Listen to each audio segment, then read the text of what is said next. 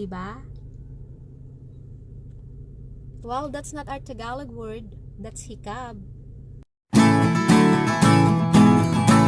So, ang ating Tagalog word ay pati. What is pati?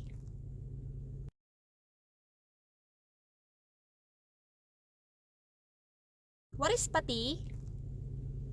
Wala nang hand sanitizer sa Walmart, pati alcohol. Are you hungry, Mudra?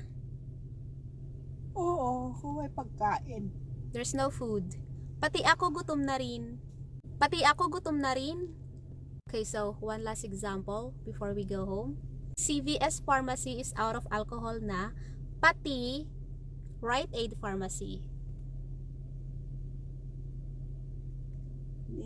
Maghanap ka pa. Na, I'm lobat na. So, say bye-bye. Bye.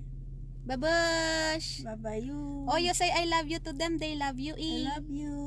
Ay, how sweet. Oh, tell them See muna, you soon.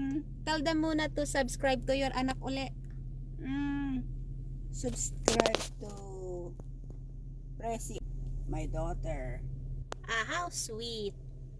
But you don't have talent fee, mama, ha? I don't have ano. I'm not rich pa. I don't need talent fee.